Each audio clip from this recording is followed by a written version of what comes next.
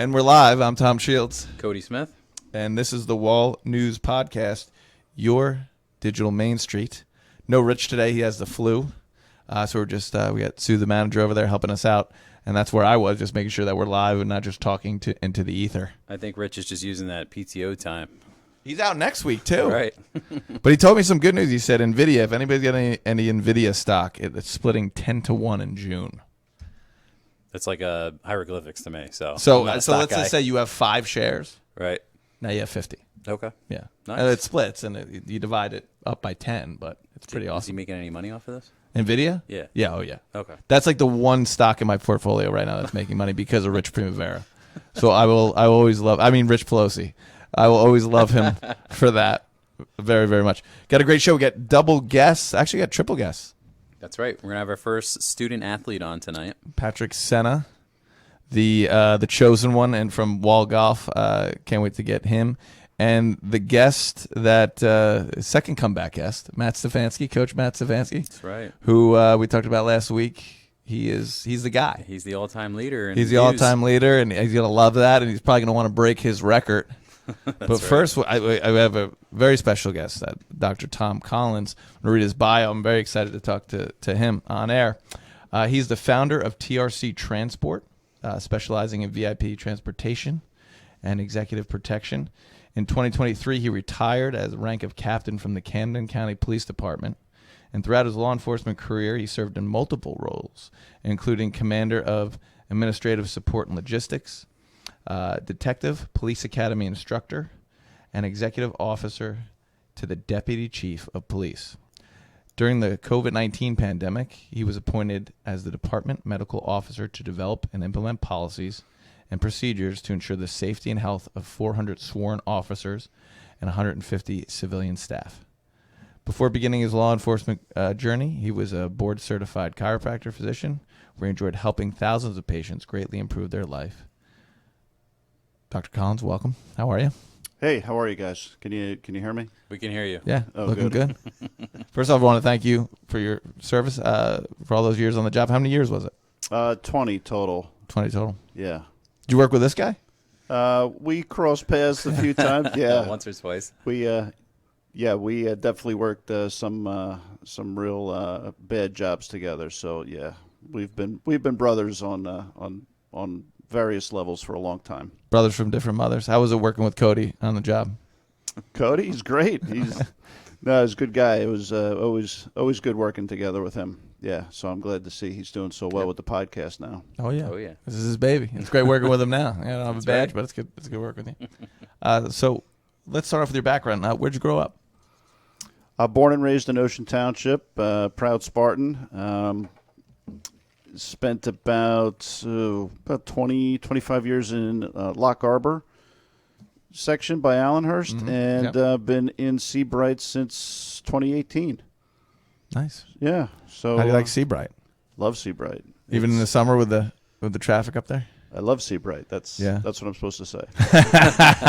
Oh, was it somebody else that had you move there? No. How many days till Labor Day? Right. Just chaos. Yeah, it's a phenomenal town, and let's face it, Seabright, like a lot of these towns, we got more PR from Sandy than we ever bargained for, and once the secret's out, everybody wants to come. So I don't blame anybody for wanting to come and visit our beautiful beach towns.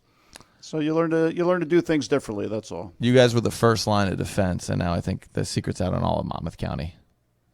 Yes, yeah. I would agree with that. Yeah, someone actually said the other day, which I still can't wrap my head around. They said Seabright is the Hamptons of New Jersey. I was like, what? What is that?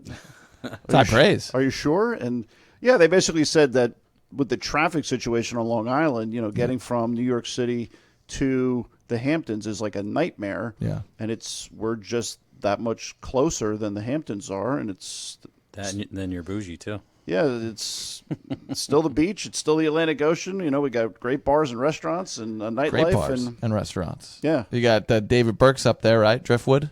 Love the Driftwood. Driftwood, yeah. And then what do you got? Angelica's. Angelica's too. Yeah, fantastic places. And was it Tommy's? Tommy's is good cash. wings and pizza, right? Is it Yes. Tommy's? Yeah. Tommy's Tap. Well, Tommy's has Tommy's Tap and Tavern. They've what a success story that they've exploded over the last few years. Multiple locations, every place they go is like a home run, and a lot of people they think it's just like beer and pizza and burgers, but they have a full sushi bar. Sushi's good. Oh, they got sushi. Oh yeah, They're opening one in Wall, right? Yes, and Wow. We're getting to Tommy's now. You're gonna have to get the GM on the podcast there.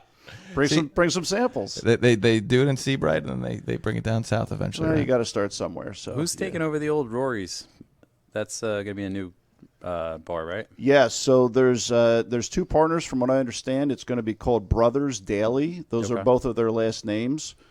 And the Rory section is going to be like an upscale steakhouse type of thing. Nice. And then there's a huge courtyard in between. And then on the south side, which used to be Yolks, God rest Yolks on you, is going to be like an Irish dive bar. Okay. Which Love a I've good never Irish been dive to bar. one, so I'm looking forward to seeing. Never it. been- I'm looking I love forward the to Irish jokes. Hopefully they'll have Guinness. Yes, I'm sure they will. Were you in Seabright when they filmed The Sopranos? No, I've only been there since 18, so that was way before. Yeah, I try to figure out is that house still. Do you know anything about it? Is that house still there? When I drive up there, I always try to figure out what the house was. Did you watch The Sopranos? I never finished it. There was a season where Tony buys a shore house and it's in Seabright, and the house is called like Whitecaps. It's an old, almost like Victorian-like house. And every time I drive up to Sandy Hook or wherever, if I'm in that area, I try to look for it, but I can't find it. I could do some research and get Yeah, back it'd to be you. great. I could Absolutely. take a picture on the porch and then run away. Actually, one of our city council members, who's also in charge of the historical society, he's like a walking encyclopedia. Like he knows everything about whatever there is about Seabright. So I'll hit him up and I'll let you know. Yeah, that is nice. So, before you were a police officer, you were a chiropractor, or is that how that goes? Yeah. Okay. Yeah. So I always wanted to be a police officer. So naturally, I went to college for 10 years. Yeah. And became board certified chiropractor, and practiced successfully for almost a dozen years. Okay. And during that time, 9/11 happened, and I remember standing in my living room, and I was on my way to the office that day, and like a lot of people at first were like, what idiot flies into one of the biggest buildings in the world? Went to work, found out that the world had totally changed forever, and decided to pursue my dream of becoming a police officer. So sold the practice and got my way into the police academy in, I guess it was 03. I was 03. By the time everything happened, yeah. Thank you for giving it all up to serve. I mean, you hear incredible stories like that. It's good to meet somebody like that. And then along the way, when you were a cop for 20 years, it says here you were commander of administrative support and logistics. What does that entail? So where Cody and I work, that pretty much means everything that they don't have an official title for. The nickname was the junk drawer spot. So wherever they needed, whether it was buildings or buildings and grounds, fleet management, IT, Purchasing. I oversaw You're like the quartermaster. Yeah. You're the quartermaster for the police. Yeah, the junk drawer. Yeah. So I was the guy, that you build a reputation for getting things done, and then that's eventually where you end up. So yeah, no, it was a great run. So How long did you do that for? I think I was only there for about a year, maybe. Yeah, we used to move people around quite a bit at work. So, you kind of got in, cleaned things up, and then they Musical chairs. and then they sent you on to the next mess. So Next mess to clean up. I mean the next Well, the next assignment. I'm sorry. Yeah, they knew you were going to clean it up. That's why they sent you to the next mess. Yeah. So it was good. It was a great experience. I'm glad I went there and did as well as I did. What was the hardest thing about that job that you had to get? What was it, like boots or shoe shine polish or something? What was the hardest part about that, being a logistics officer? Too many bosses. Too many chiefs, not enough Indians? Too many bosses. Yeah. Yeah, you report directly to one person and you think everything's good, and then the person that he reports to says, "Oh yeah, but I want to do things, completely different, and I need it by noon, and it's already 3:00 in the afternoon," and you're like, Okay. And you just say yes, sir, and you just make things happen. You just you're just constantly reinventing the wheel, but to make things go. So I bet you were happy when they reassigned you in some way. Based on that. Yes and no. It's it's kind of bittersweet wherever you go in law enforcement. You kind of get into a role and you get comfortable and you get really good at it, and then it's like, okay, on to the next thing, and you're like, okay. When you're with a 400 person department, it's a lot different than if you're even like a Wall Township, with not that many guys and gals, there's not as much stuff to do, I guess. Yeah. So it was good. It was good to rotate around and do different stuff. It was never boring, that's for sure. Well, one of the rotations, it says here, was police academy instructor. Yes. Was that in any way, was that like the movies for the 1980s, which are one of my personal fit? Like if there's any like rainy day, and that comes on, I'm throwing that on. Like, yeah, I used to watch it on like TNT and like WPIX all the time. Yeah, love those movies. Is it like that though? Not even a little. No, it's not. It's actually the opposite. So I had the opportunity to be a drill instructor at the Monmouth County Police Academy for 4 years, and then I went over when I was down in Camden and did some other stuff for them, taught driving and some other courses. It's nothing like the movies. It's like nothing. You didn't have a guy going doing all the voices. What was his name? Was it Winslow? Was it? Yeah, maybe. Michael Winslow, I think it was his name. Yeah, that's his real name. That's his real name. Jones. Yeah, Jones. There was no Jones. Well, there were guys named Jones, but nobody that did that. And I think that's what makes the movie so great, especially for those of us who have actually been through either military boot camp or the police academy, because we know that's like 100% not what happens. There's no Commandant. So Hollywood. There's no Commandant Lassard. Feeding his fish. Usually the men and women in charge are, extremely squared away. Cody will tell you. There are a lot of funny moments though. That's for sure. Yeah, but I mean, we had a guy who didn't bring an academy bag, hop around in a knapsack around the gym. That was pretty funny. Yeah, and stuff like that. People forget their sneakers, and then everyone's running around, in their dress shoes during PT, and just dumb stuff to. I meant to scar you for life. I met an instructor recently in the last year, and she said that they can't even curse at the cadets anymore. Have you heard that? It's lightened up a lot. It's lightened up a lot. Mm-hmm. Yeah, it's which is another good reason why I'm done, because I'm a dinosaur and they go extinct. We used to try to prepare the recruits for the real world, short of being physically abusive. But right. Let's face it, you're going to get yelled and screamed at on the street by all kinds of people under all different situations. Yeah. You're going to be called every name in the book. People are going to be cursing at you left and right. I mean, Cody knows. Mm-hmm. And you have to be able to maintain your composure. You don't want to be out there and be called a name for the first time and then panic, Or panic. Yeah, what do I do, So yeah, it's different now. You hear these stories, and I don't know if it's true. I haven't looked it up. But you think that recruitment is down because it's becoming, unfortunately, more of a thankless job? Have you heard that, where people you stay in touch with the academies, or are they still have the same amount of recruits that they did when you were an instructor? No, there's it's definitely down. That's across the board, across the country. I get stuff on my social media feed. I'm sure you do, Cody. Mm-hmm. All these big cities, they're offering like signing bonuses, like we're professional athletes, to move here, to work at, someplace or whatever. It's a challenge. I remember we had one kid in Camden, and he did great in the academy, and he did great during his field training, and you're like, he's going to, be a really good cop. You see him being a detective or whatever. And 6 months later, he's like, meh, it's not for me. I'm going to go back to being an electrician. Yeah.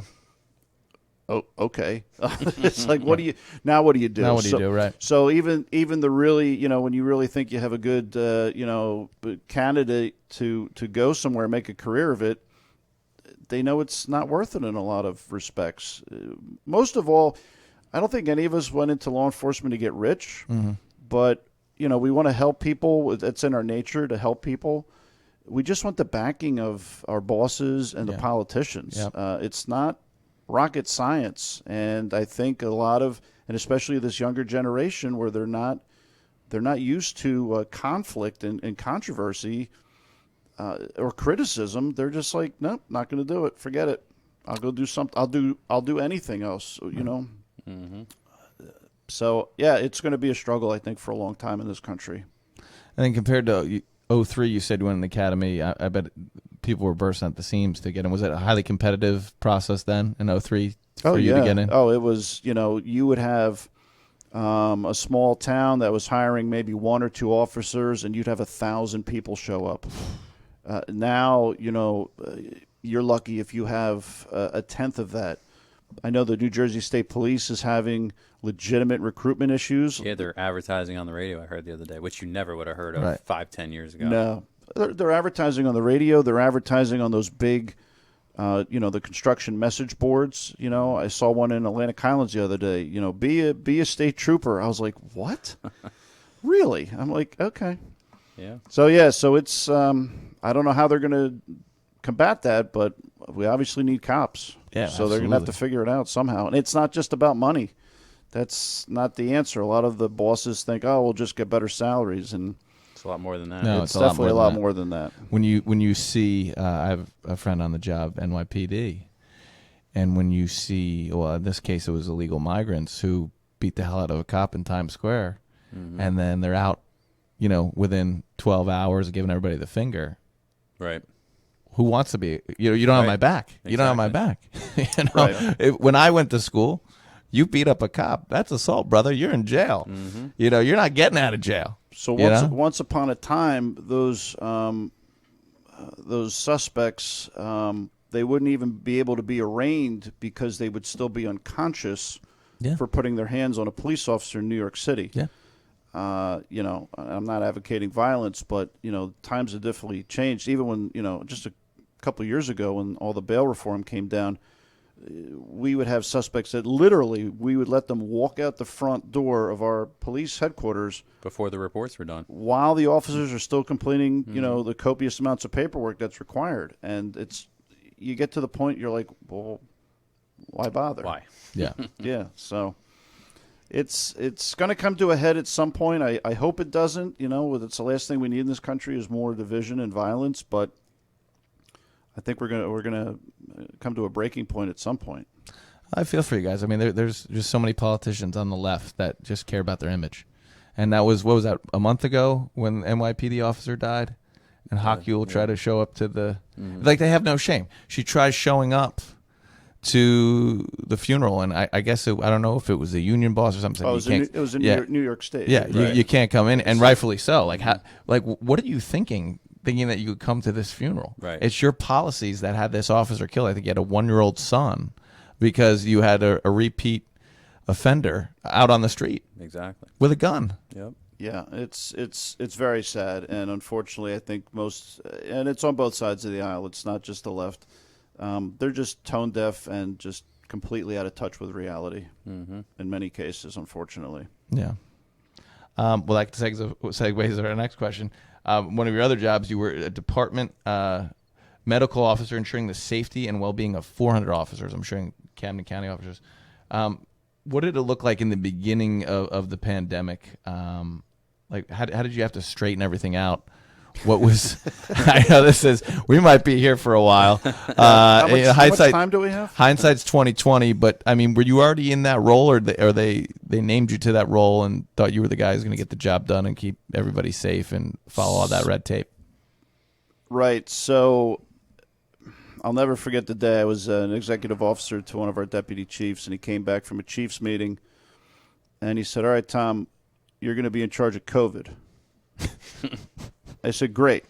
What do I do? I'll do anything. Just tell me what to do. I'll get it done." Right. And I'll never forget.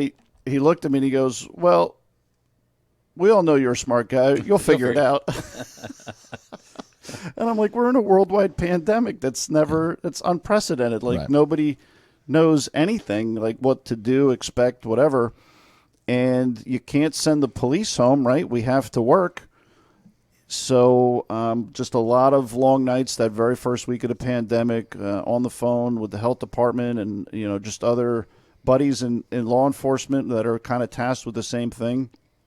And just trying to write policy and sending it up the chain and then revamping and then putting it into place and making sure we have all the proper equipment for all the officers out on the street, and just constantly evolving as the first, I would say, 4 to 6 months, went on, because nobody knew when it was going to end. Right. We're like, is this forever? Yeah. And I will say, to our credit, and it wasn't just me, there's a lot of other people that were involved with, getting the policy finalized.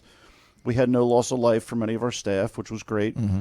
We had a couple of officers that were hospitalized, which were in really bad shape, and we were all scared back then because we really didn't know what we were up against. Yeah, the first couple of months, no one kind of knew what was going on. It was definitely one of the scariest times, I think, for me. And the flip side of the coin is my phone is just ringing off the hook from everyone in senior leadership to the newest rookie patrolman that's just scared out of their. They're scared. Exposed, yeah. I'm scared out of our minds. My family, this and that. Any city have multi-generational households, so some of these kids are living with their parents and their grandparents who have medical concerns. And what do we do? But at the end of the day, we managed it, I think, about as good as we could, and kept everybody safe. Cody's still here, so that's a testament to my leadership. We had, which I thought was crazy. I don't know if you guys had it. Did you guys have the red, yellow, green system? I have no idea what that is. Okay, yeah. So our school was going off this system from the Department of Health, where red, if you're in the red, high risk. Yellow, pretty self-explanatory. Okay. Right?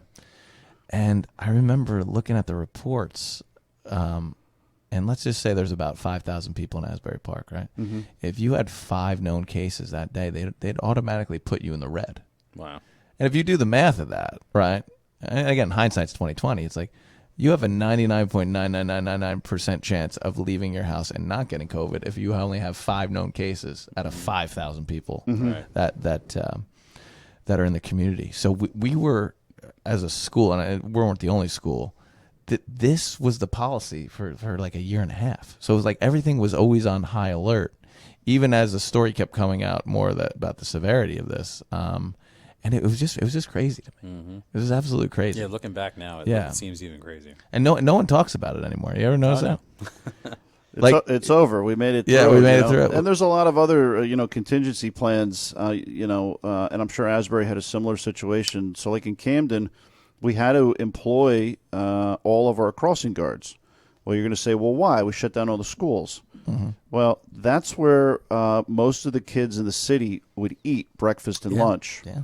So if we didn't keep that going, a lot of these kids would not have eaten. So that's another contingency plan that you don't even think about, and probably wasn't an issue for a lot of the suburb schools. So it was just so many balls in the air, and you just didn't know, and you're getting conflicting information from the government, and you're just like, how do we? Yeah. Everybody suspended their common sense. I think that was the point I was trying to make before. Like common sense, what's that? Yeah, I think that's long extinct.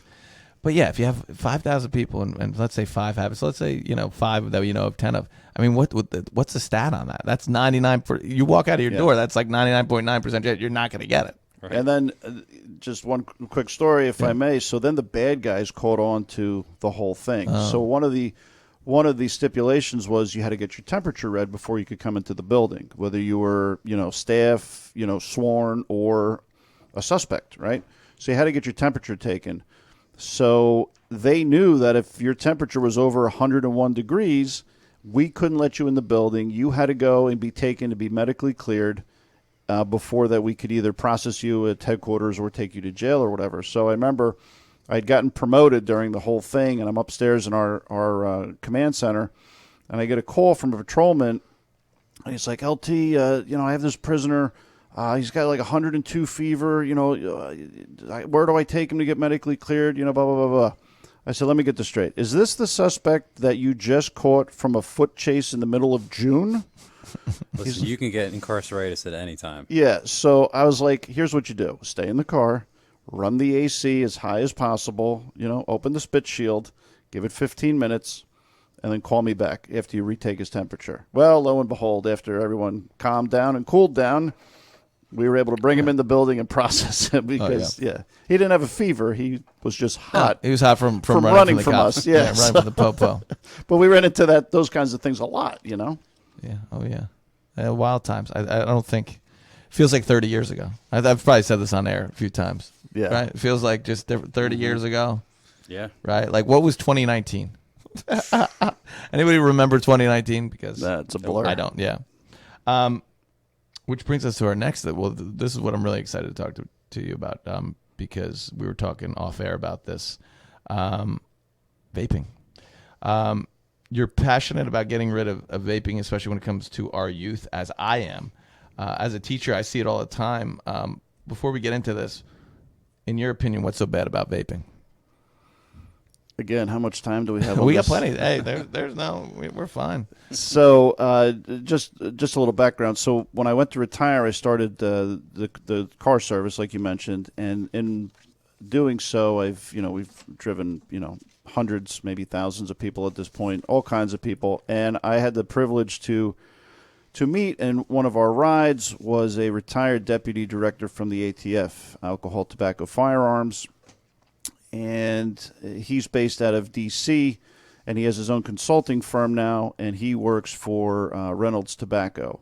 And what his mission is, he goes all around the country, and he has different, mostly retired officers that he brings in to go out and basically teach law enforcement, educators, parent groups, basically anybody that'll listen about the dangers of vaping. Mm-hmm.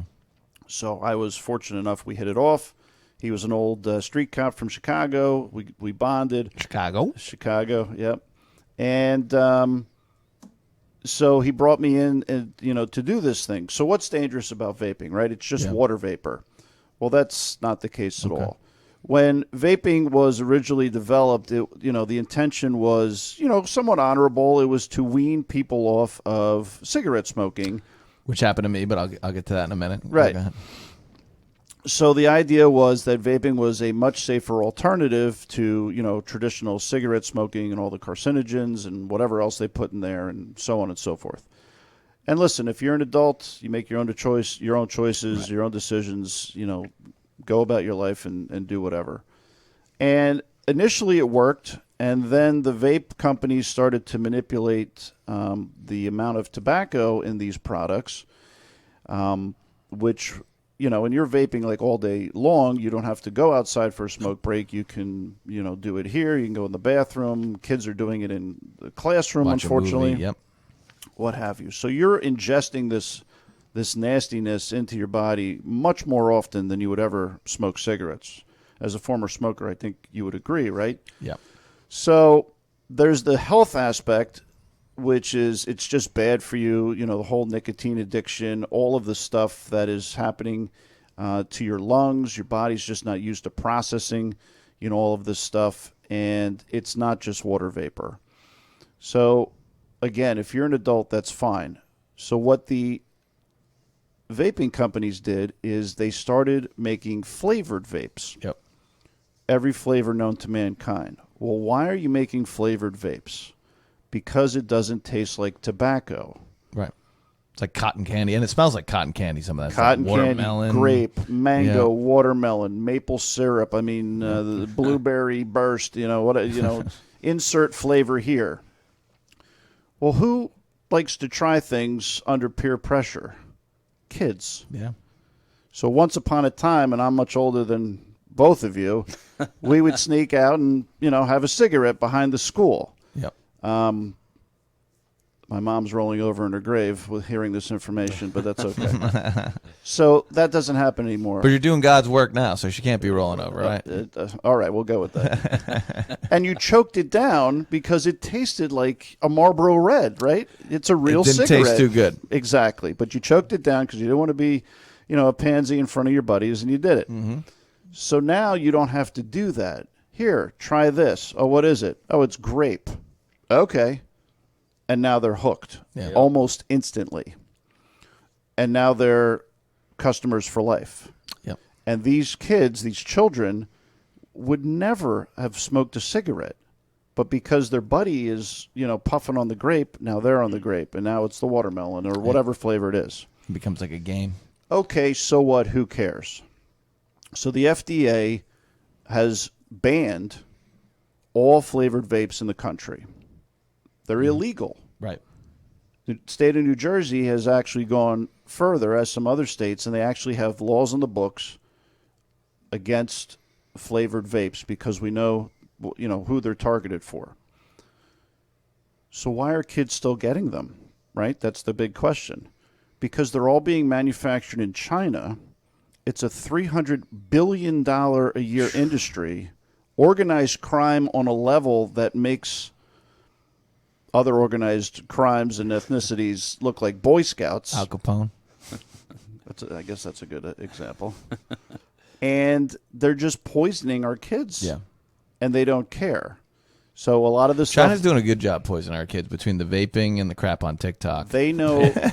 China knows exactly what they're doing. It's not by accident. No. And this is not like being produced in some dirt hut over there. We've got intel photos that we've seen. Yeah. These are like pharmaceutical grade warehouse facilities.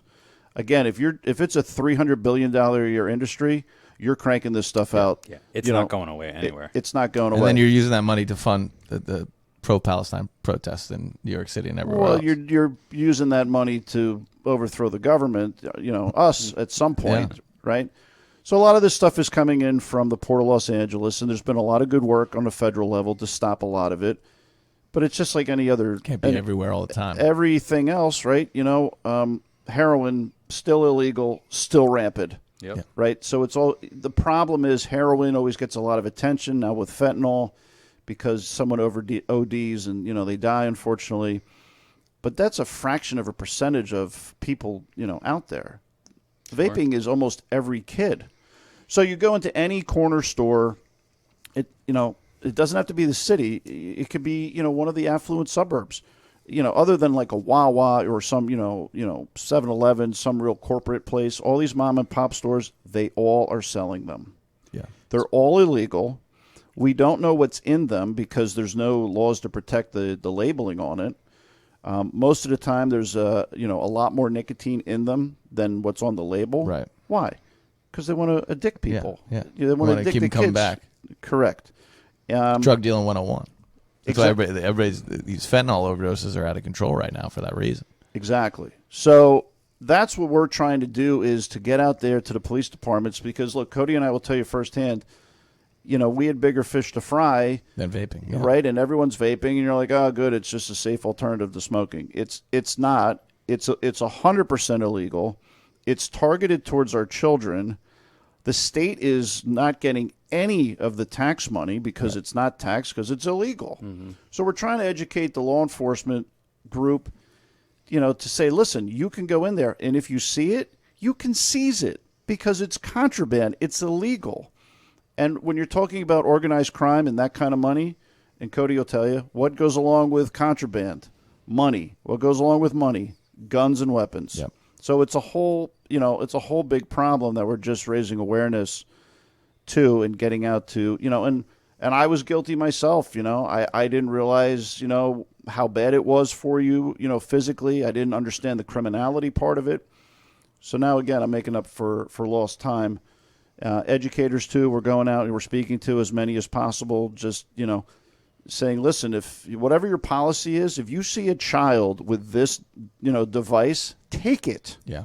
They should not be in possession of it, Especially since they're the same kids, because I've seen this on class trips. Mm-hmm. Or, when I used to do camp counseling, when somebody's having a cigarette on the boardwalk, it's like, oh, you would think they're like Charles Manson or something. And it's like, what are you doing? You're on your vape. It's just as bad. Well, they grew up in a smoke-free society. They don't know what, a smoking section in a restaurant is, or the fact remember that those, right? That's true. Your hair just stunk. Even if you were in the non-smoking section, you had to take a shower. Or how about, well, you guys are too young, but once upon a time, you could smoke on planes. Yeah, I don't remember that. That was gone before. Yeah. So, I mean, and listen, smoking's not going away. I get it. Vaping's not going away. I get it. But if you're an adult, make your own decisions, make your own choices, and If it helps you quit cigarettes, that's great. That helps you out. But at least have all the facts before you make a decision, because a lot of people don't know what they're getting into. Right. Correct. And I think I'm the exception to the rule because I mean I tried everything to quit smoking. And going back to what you're saying, it took a while to get addicted to smoking because it tastes really bad, right? Yeah, you had to like choke it down. It took like a couple of years to get addicted to smoking, and then I couldn't stop. But the thing that worked for me was vaping. But then once I started vaping, it was the same thing that you just said. You know, you're sitting, you're watching a movie at home. You're hitting at what the kids say, the wavy. You're hitting the wavy or the nick. You're doing it everywhere. Yeah, and you don't even. You're doing it at bars. I was doing it at bars when no one was looking. Right. But then something came along with that where I had this like real bad tightness. This is speaking on with the chemicals you were talking about in my chest. Right. Which I never got from smoking. I was like, this can't be good.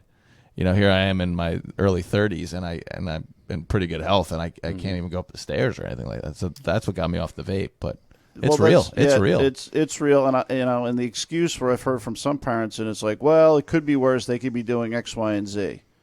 Yeah, until they're brought into the emergency room because they can't breathe, and now you find out that they've got permanently damaged lungs for the rest of their lives because of this. Right, stuff. their nodules aren't going to grow back. Correct. I think there was a study done. I don't know if it was the Post, but it's essentially frying your lungs.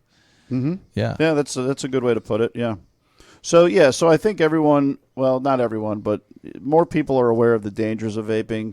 We're trying to touch on the criminality aspect of it with law enforcement, so they actually, like I said, it's not going away. But if we can disrupt you from selling this, then we'll do it. And there's laws. I was in the State Assembly House down in Trenton last Monday testifying. There's 3 new bills that are being proposed to enhance the penalties for the illegal vapes and to have more money allocated for education for anti-vaping and just more, I hate to use the word regulation but for more access to come in and inspect these places. So I testified. It went really well, and you never know who's listening, right? So next day I get a text that I was on the radio. Nice. Never interviewed, just speaking, into the recording system in the assembly, and they did a news soundbite snippet, and then there was another article and another article, and now my crowning achievement is here talking to you guys. I was just going to say, now you're slumming it. Yeah, right, exactly. now you're in Camp Evans live. Yeah, so the Asbury Park Press has good circulation still, but now we're I'm talking to a couple million people right now. I have your quote. I don't know about all that. Yeah, a couple million, I'd say. Well, half of them are in China right now. That's half of our. They're just going to work. Yeah, this is a great quote. I have your Asbury Park Press quote here. We are seeing an increase in young people and the prepubescent ages who are becoming addicted to vaping, who may never have become addicted to smoking at an alarming rate. I mean, that sums it up right there. Yeah, I mean, that should set off alarm bells for every parent out there. And, I know there's a lot of not me parents, and they're always... No, that doesn't exist. I heard about that, but, yeah, so it in this case, I can tell you, it is your kid. Yeah. It's almost without question, it is your child. My mom said guilty till proven innocent. Well, I know my kids aren't. Yeah, guilt. Well, that was growing up. Right. My mom was like, "You are guilty till proven innocent. It's not innocent till proven guilty." Right. Yeah, not a democracy in my house growing up. It was like it is today in a lot of places. Tom, you're getting the word out about vaping, which is admirable. If you could get in there and fix it, what would you do? How would you regulate this? Do you have an idea, or is it just bring awareness and? I think It's Tom Collin versus the Chinese Communist Party, right? So they have a couple more people than me. I really think in this case, and not to sound cliche, but education is the key. Certainly with the law enforcement agencies, when you're, I don't know, Cody, maybe you know different, but like we used to do store checks and, like walk on foot beats and, knock on doors and see how people are doing. Right. This is just one more aspect of it. When you're in that corner store, just take a look around, talk to people, see what's on the shelf. There's the law already has 3 levels of penalties. After the third, it gets reported up to the state Treasury Department, and you can basically seize their establishment, their mercantile license, so they can't sell anything anymore.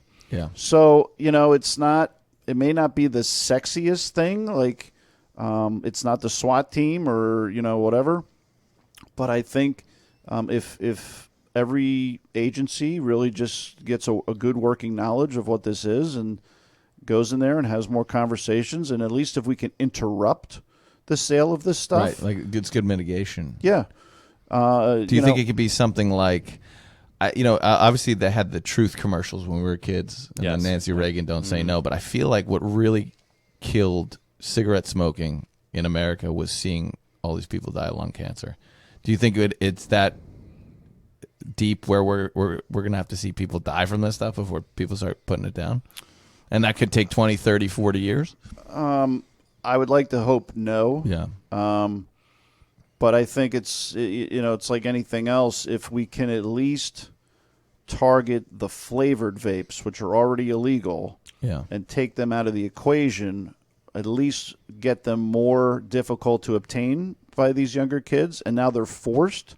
By law, you can only buy tobacco-flavored and menthol-flavored Right, vapes, yep. right? Not real great choices unless you're really quitting smoking. So if you're a kid and you're used to your mango, watermelon, whatever, and now you got to choke down the equivalent of Marlboro Red, No, thank you. you might stop doing that kind of thing. So that's kind of our hope, is to just kind of disrupt the activity and to just make it harder. Really cut down the supply. That's how I knew I was too old to bar hop. I was like 31, and I was at Parker House, and I was waiting in line, and all the kids were vaping. Wow. And I was like, why don't you smoke a cigarette like a real man? Like, what are you doing there? And they'll go back to what you said earlier, like, Yeah. who does that? That's terrible for you. Yeah, so I mean, listen, it's I don't think it's going to be an easy endeavor, but I think it's worthwhile, especially post law enforcement career. So it's like one of those things where I don't believe that the coincidences happen. So Only the illusion of coincidences, right? Yeah, that's very good. So I was meant to meet that individual that day and to have lunch and a conversation and to be brought on board with him. So here we are. Well, this brings us to your third act. I would say this is your third act in life. Oh, geez. And maybe at 5 or 6 at this point. I just want to sit down. Your post retirement. You're helping out with the vaping, but also TRC. Oh, the driving company. The driving company. We got to talk about it. Got to give you a plug. So how'd you cook that up? You retired for 20 years of service, and you're like. So I had a Suburban at the time. It was my personal vehicle. I've had big SUVs for a couple of years, and a buddy of mine said, hey, why don't you go on this app called Nextdoor? There's people always looking for rides to the airport and, this type of stuff. It'd be a perfect fit. You got the car, you got, the cop thing, you're a driving instructor, right? No brainer. I'm like, okay. So I did, and I'll try to not bore you so much. So my very first ride, these 2 wonderful women were coming into JFK, and for whatever reason, they didn't have the ride canceled. Their husbands wouldn't go. Yeah, because who wants to drive to JFK? Right. Especially now, too. So very first ride, of course. Did you just come from JFK? Right? I just came from JFK. Just before I got here, I was at JFK. Yeah, disaster of a ride today. So I'll never forget. It was pouring rain. Bumper to bumper traffic, the flight's delayed. I mean, disaster. It was like a 7-hour, round trip ordeal. They couldn't have been nicer. Severely, under, valued myself at that time. Didn't really make any money off that one trip, and kind of left it like you were hooked. Yeah, like I got to do this again. Well, no, I was like, forget this. This is nonsense. Like, this is not what I thought it was at all. So.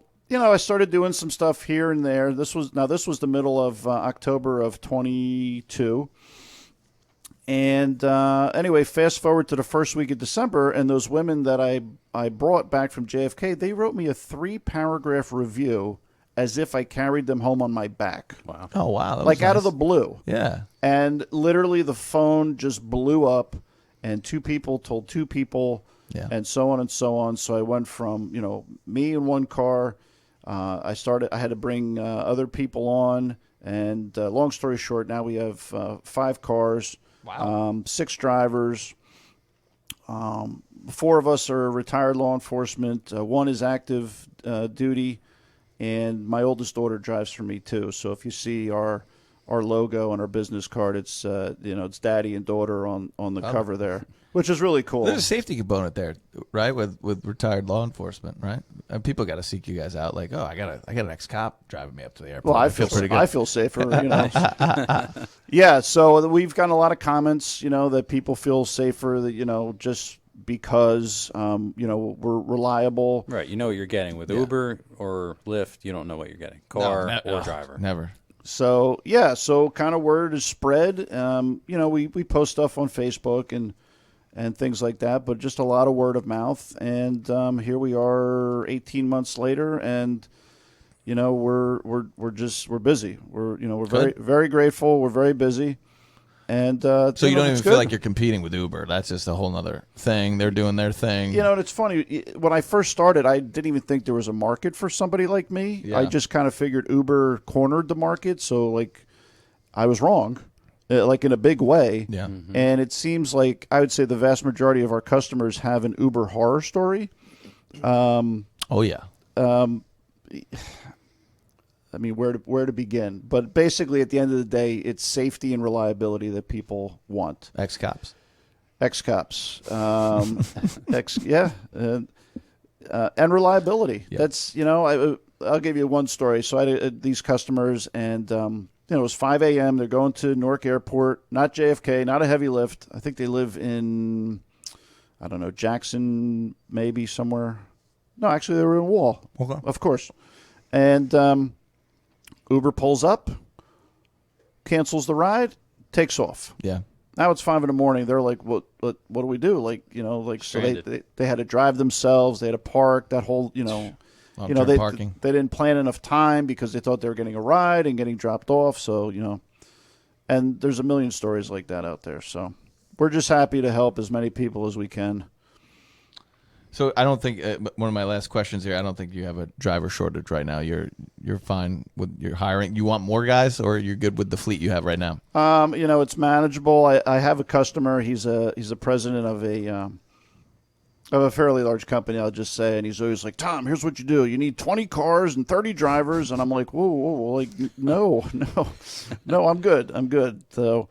That can't be bad for the logistics officer, right? Well, you want to keep it manageable, and you also want to keep the quality up. I don't want to be there's some other companies that have been around a lot longer than we have, and, they tout that they have all retired law enforcement, and I ran into one of the kids at the car wash, and I'm like, oh, so you're still on the job? And he looked at me like I had 2 heads. I said, aren't you a cop? Don't you drive for so-and-so? He's like, no, I'm in school doing X, Y, and Z. And I'm like, oh, okay. Well, good for you, son. Last question, then we're going to do some hang fire with Cody. I always ask small business owners this. What can this state do to help you? I feel like every time I talk to a small business owner, they're just getting, just like a homeowner, just getting whacked over the head. What would you like the government to do more of or less of to help you out as a small business owner? Well, the simple answer is leave us alone. Yes. How about gas and tolls? That would be. That's a good start. I see your gas and tolls and raise you gas tolls and potholes. Oh, yeah. Or just award me the state contract for traffic cones, and I'll start a traffic cone factory.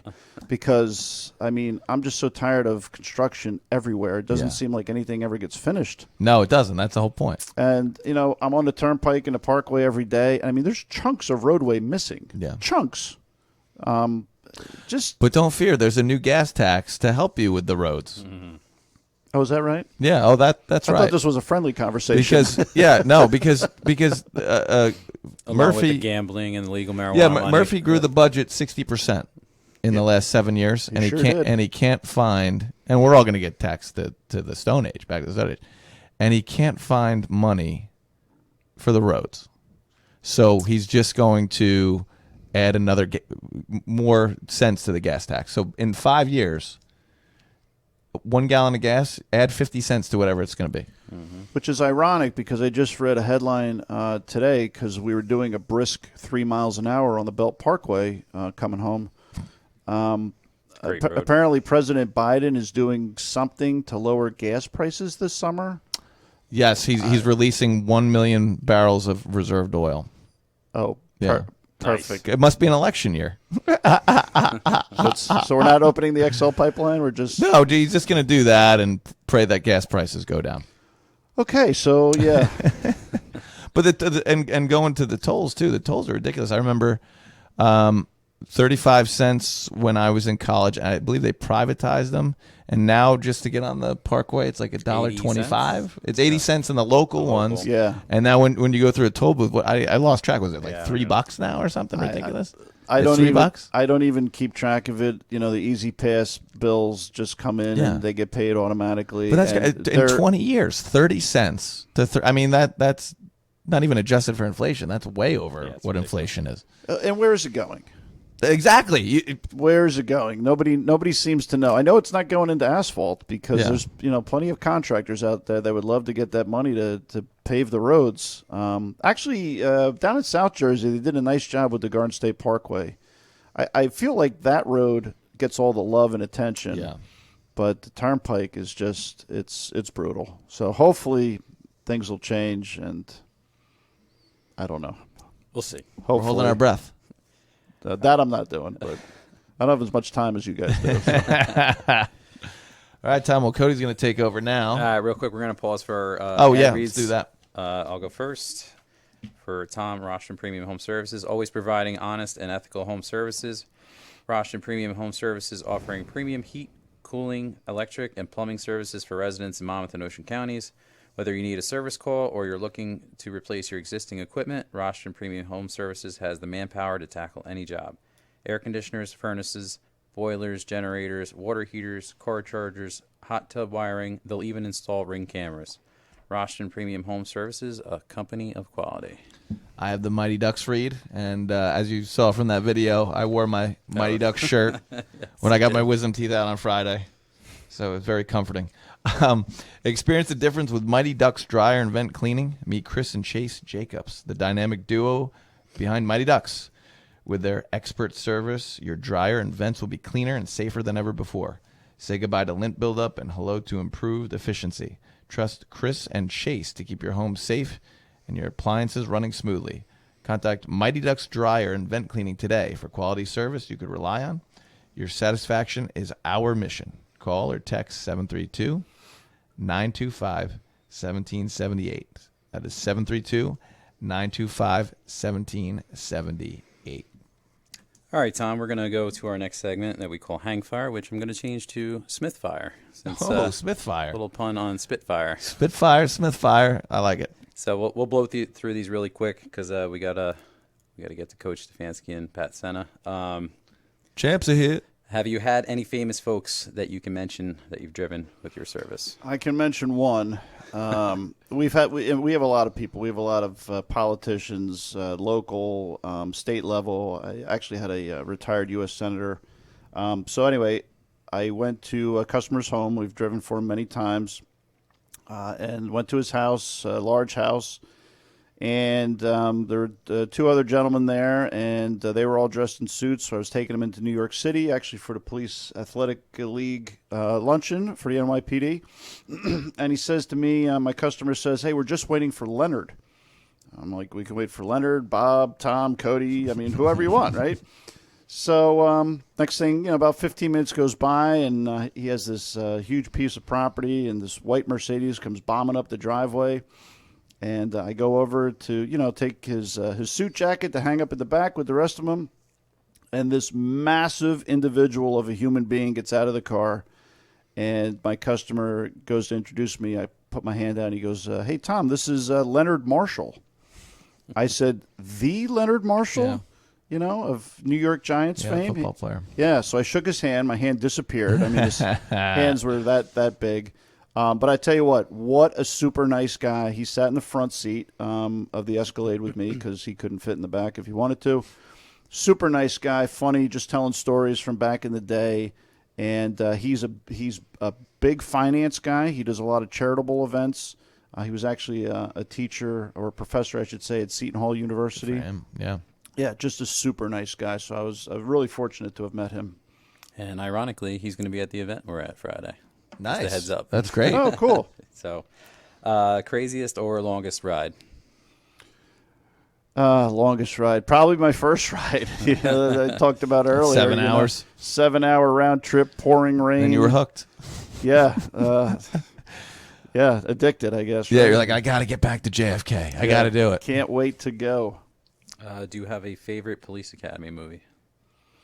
Oh, the original. It's gotta be the original one, right? Listen, is that the one with Kim Cattrall? Yeah. She's in the. Yeah, she's in. She's like a kid. Yeah, so I figured something out through therapy. I'm just kidding. Kim Cattrall, I had a massive crush on when I was a kid because listen to these movies that I used to watch way before Sex and the City. It was Police Academy. She was in Mannequin. Yep, You guys remember Mannequin? I do. Have you? When was the last time you watched Mannequin? Do you remember? Yeah, back in the 80s. Back when in it the came 80s. out, 40 years ago. It has not aged well. Oh, really? Yeah, it's on HBO. Ooh. Okay. I mean, I enjoyed it. It took me back to a time and a place. And then she was also in Big Trouble in Little China with Kurt Russell, which is a fantastic Really? movie. Yeah, she's the girl with the green eyes. Huh. So there's this is why I have a crush on Kim Cattrall, or at least I did. I don't know what she looks like now. Right. Because these are 3 movies that I watched religiously when I was a kid. You have a crush on Kim Cattrall from that era. That's, Yes, that's not, yes. That's not going away. 80s Kim Cattrall is There's no medication for on that. point there. Yeah, yeah. I love a good Yeah, perm. definitely the original with the whole Jersey cast. guy. Yeah.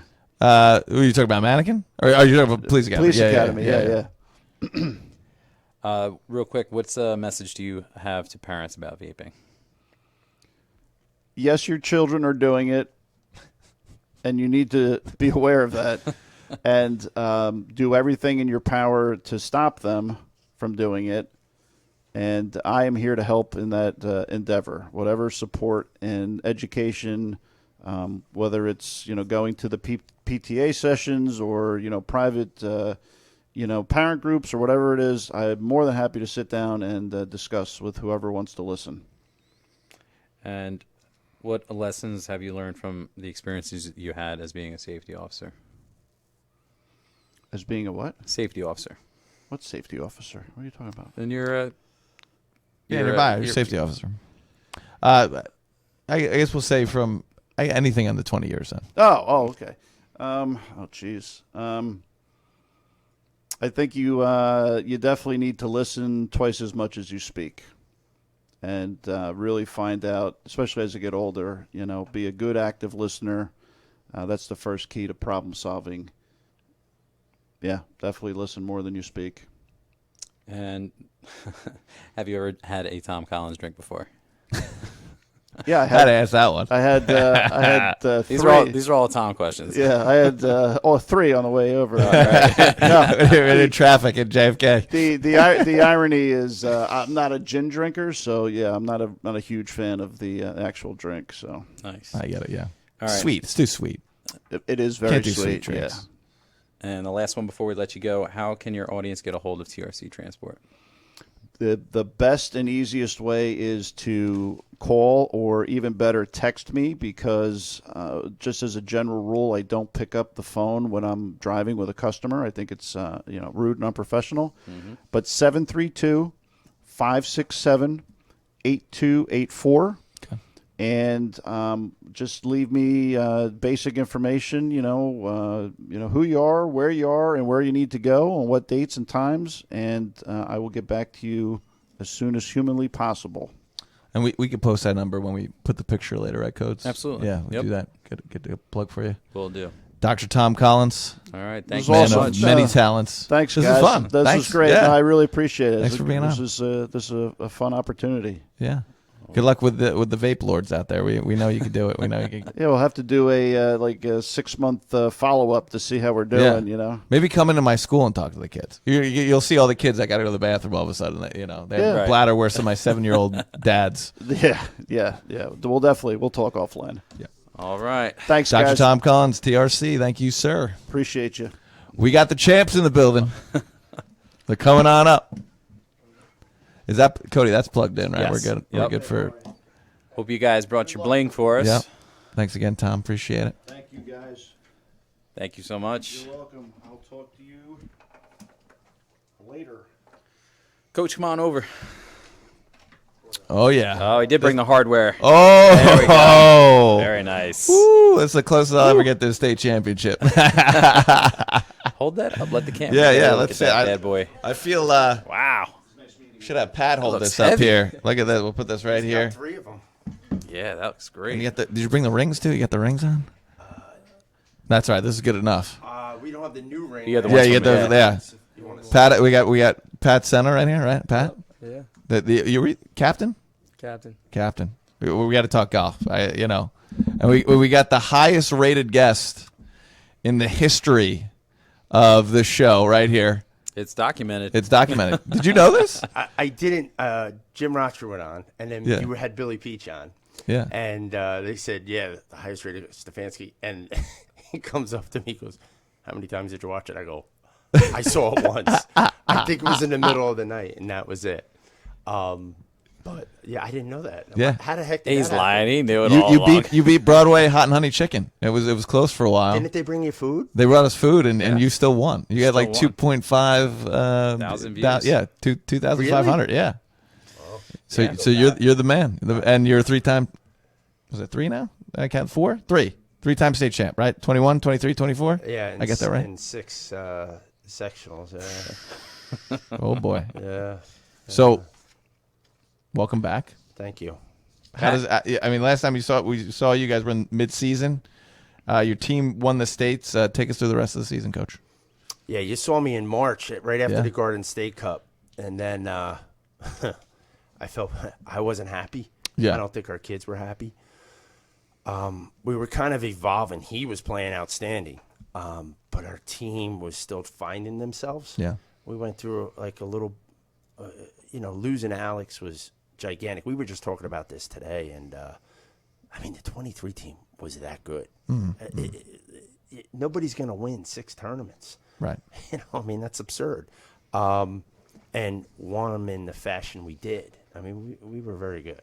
And then when you lose just one little piece, a core piece of that, whether he was the lowest scorer or not, it was hard. It was hard because there was different responsibilities on him, on Bowden, and on Charlie. And then we had a new kid with all the pressure on, and he really never played golf. He was a sophomore. Yeah. He did really well. I can't believe it. But, we had our ups and downs this year, finding ourselves. I remember we were talking about Q time. I had a Q time moment Okay. Nice. at Matitaconk National All after right. we played Okay. St. Joe's, and we won. All right. And we all sat around the car, and it wasn't a very nice conversation. I was pretty angry. Yeah. And then the next day, we play in a tournament, and they played Lights out. And we're on the green. He just won. He shot 69. We go up there, and people are like, what's going on? And the first thing he said out of his mouth, that's wall golf. And I was like, all right, we're going to be okay. Nice. You said that? We'll get you in here, Pat. Say the talk he gave to us the night before is probably the most mad I've ever seen him in my 4 years in high school. So how'd you feel after that talk? Were you like, all right, I got to step it up, or were you mad at him? What was it? You can say I it definitely now. wasn't mad at him. No. Because we definitely needed it, but it was eye-opening to me, I think. Yeah. Because, So ski time worked then, right? yeah, He wrote me a nice text afterwards. He was we've never really had, like, a down like that in the couple years beforehand. So Yeah. it was kind of new to me, but But it motivated you, right? yeah, definitely. Yeah. And you guys were essentially lights out after that? No, No. we were still evolving. Yeah, yeah. We didn't even win the state sectional this year. We lost. It was it was just my team, or our team, is all about vibe. I can feel them that day, and I didn't like it. They had the tees way up, it wasn't set up for us. The course basically didn't want us there anymore. They were there. They were hosting that particular state tournament for 10 years. I took over it about 5 years ago, and that's it. We have to find a new venue. So he did it his way. I had no input whatsoever, and they had the tees way up. Like they said 6,500, they were about 5,900. Okay. And what it did is it brought the field back. But in retrospect, he said, there's no way you're going to finish if I didn't move them up. He was right. Our last putt at that particular night was 8-11. They stayed there the entire day. We got there at 10 o'clock, and we didn't get home until probably 10:30 at night. Oh, my God. Because I was running the tournament. Yeah, they were there all day. And then we had school the next day. Yeah. And a match. So, it's a lot. It was a lot of hours. Pat, golf's such an individual sport, right? So you have your game you got to worry about, and then you're the captain. So how do you connect with other players on your team? I'd say for tournaments, the bus rides. Those are the Ski can vouch for this. It's probably the best times being on the bus. Usually it's after a win because never really lost that much. But the bus rides, especially like the hour ones, I mean, we were all around New Jersey this year getting food and just hanging out on the bus is probably some of the better memories from high You guys school. listen to music on the bus? No. No? It's more just us There's talking. no Drake? What do you guys listen to I these actually days? sit in the back with Yeah, them now this yeah. year. I said, hey, no, we got to be a team. We're together all the time. Yeah. Now, we went over that Driscoll Bridge about 9 times this year. We were talking about that on the bus. You guys weren't at JFK before, were you? No, but we were in Bergen, Somerset, and Hunterdon County more than Monmouth County this year. Wow. We only played like 2 home matches in the beginning of the year and the last match of the year. The That's first match, Jumping Brook, right? yeah, we were at Jumping Brook and Spring Meadow, and then simultaneously the last week of the season was Jumping Brook and Spring Meadow. Nice. And then we had the Tournament of Champions that Monday, and I usually end it after that. A lot of teams are still playing. We're done after done. that. You got the hardware. I mean, you're good. We're good. Yeah. Yeah, we were disappointed. We wanted to come out and see it. Like, Yeah. there's got to be a And way. we got rained out with Roxford, too. Right. Is there a way that they can live stream these events so we can watch? Or No, right? No, yeah. You can come to my event, the Wall Invitational. I'll put you right up like where all the kids are passing. And you Okay. can say, oh, this is, and just you can talk to the coach for a second. This is the coach or so-and-so. So we'll set it up next March. You better bring your over. It's cold. That's all right, yeah, He well- won this year. He shot 1 under. He birdied the first hole on a chip Wow. in and made 17 pars in a row. And the wind chill. Do you want to make extra cash this summer by like teaching old people how to play golf? yeah, right. I Like- thought him on a chip this year. It's funny. I didn't play a lot this year because I was. Pay you straight cash, Pat. Straight cash. And I know guys that need help. So I will tell you this. He's a good teacher. I always had a bad problem with chipping. Always. And I was standing too far away from the ball, and he says, you got to be on top of it. All of a sudden, I'm like deadly. I'm a pretty good putter. He'll attest to that. $100 lesson right there. Yeah, easy. And, it was funny because we were playing Lacey, and I was playing with the Lacey coach, and I was in an impossible spot in Jumper Brook. I was on number 9, bottom right, short pin right, and I heard the coach overheard. He's probably going to chip this in. I went, poop, poop, right in, chipped it in, and I said, that's my boy right there. He taught me how to chip. I love it. So it was, but he's going back to the bus rides. We had a lot of bus rides. We stopped at a lot of places to eat and hung out. I mean, Were you guys doing like fast food, or you were finding like the good food in the area, or what was the vibe? Chick-fil-A was the team spot. Yes. Oh, you can't go wrong This is there. why you guys are champions. we went hard with the We Chick-fil-A. went to Chick-fil-A probably 4 or 5 times. What do you go with, Pat, when you're at Chick-fil-A? Chicken sandwich, fries, and a strawberry milkshake. He got me into the strawberry milkshake. Yeah. I'm addicted Strawberry- now. strawberry it's milkshakes over. are great. Oh, they're really good. What you do? What sauce? You do any sauce? Buffalo. You're a Buffalo guy. I'm a Yeah. Chick-fil-A guy, sauce guy. Straight. I like that mayonnaise It's pretty with good. the nuggets and the whatever else is the honey mustard. It's pretty good. I got into it. We someone asked me the other day, why do you guys are so good and why are you always consistent and things like that? And I said, it was actually a coach asked me, how do you have that consistency? Because it's not just before Pat came. Obviously, he gave us the gold trophies. We had a lot of sectionals before he came, and we were always consistent. And I said, I don't think you kind of understand. When I'm using Pat as an example, he'd be playing in October in a junior event at CV Marriott. I walk all 18 holes and watch him play. Mm-hmm. I'm invested. I'll caddy for him. I'll caddy for another kid. I caddied for Charlie last year in the New Jersey Amateur. You know, it's investing the time in your players. If they know you're invested, they're going to reciprocate Absolutely. and be invested back. And, yeah, does it take a lot of time? If you want to really be a good team, you can't do it at 10% or 50. You have to do it 100%.